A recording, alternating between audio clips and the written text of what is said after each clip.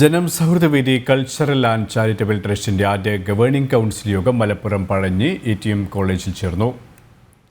Justice KS Radhakrishnan, metroman E Sreedharan, Janam TV executive chairman G Suresh Kumar തുടങ്ങിയവർ യോഗത്തിന് നേതൃത്വം നൽകി.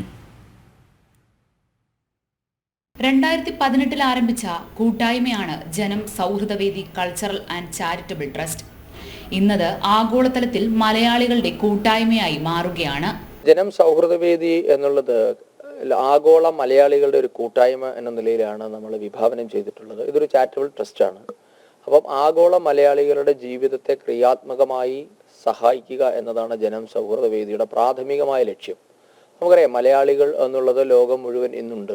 ആ കേരളത്തിൽ കഴിയുന്ന മലയാളികൾക്ക് പല വിധത്തിലുള്ള ആവശ്യങ്ങളുണ്ട്. അത് സാമ്പത്തികമായ ആവശ്യങ്ങൾ മാത്രമല്ല, കേരളത്തിൻ്റെ സാമൂഹികമായ ആവശ്യങ്ങളുണ്ട്, സാംസ്കാരികമായ ആവശ്യമുണ്ട്, അതിനോടൊപ്പം തന്നെ സാമ്പത്തികമായ ആവശ്യങ്ങളും കടന്നു വരും. അപ്പം അങ്ങനെ സമഗ്രമായി മലയാളികളുടെ ഒരു ജീവിതത്തിൻ്റെ മുന്നോട്ടേക്കുള്ള ക്രിയാത്മകമായ പുരോഗതിക്ക് ആവശ്യമായ പദ്ധതികൾ ആവിഷ്കരിക്കുക എന്നതാണ് ജനം സൗഹൃദവേദിയുടെ ലക്ഷ്യം. ഇന്ന് ജന സൗഹൃദവേദിയുടെ മാനേജ്മെൻറ്റ് ഗ്രൂപ്പിൻ്റെ ആദ്യത്തെ മീറ്റിംഗാണ് ഉണ്ടായത്.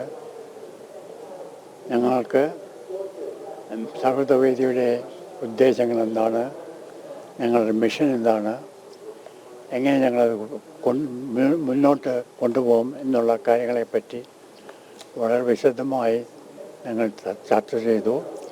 അതിൽ പല പ്രധാനപ്പെട്ട തീരുമാനങ്ങൾ ഞങ്ങൾ എടുത്തിട്ടുണ്ട്. അത് ഈ കൊല്ലം കൂടുതലായിട്ട് ഞങ്ങൾ എംഫസൈസ് ചെയ്യുന്നത് നമ്മുടെ സ്കൂളിലും കോളേജുകളിലും എത്രമാത്രം നമുക്ക് ഈ ലഹരി വിമുക്തമാക്കാൻ പറ്റും, അതിന് എത്രമാത്രം ജനജീവി ജനം സൗഹൃദവേദിക്ക് എത്രമാത്രം മുന്നോട്ട് ചെയ്യാൻ പറ്റും, എത്രമാത്രം അതിനുവേണ്ടി നമുക്ക് ശ്രമിക്കാൻ പറ്റും, അതിനെപ്പറ്റിയാണ് ഏറ്റവും കൂടുതൽ ഞങ്ങൾ ചർച്ച ചെയ്തത്. പഴഞ്ഞി MTM കോളേജിൽ വെച്ച് നടന്ന ആദ്യ ഗവേണിംഗ് കൗൺസിൽ യോഗത്തിൽ മുൻ സുപ്രീം കോടതി judge justice KS Radhakrishnan, metroman E Sreedharan, Janam TV executive chairman G Suresh Kumar തുടങ്ങി പ്രമുഖ വ്യക്തികളും സന്നിഹിതരായിരുന്നു.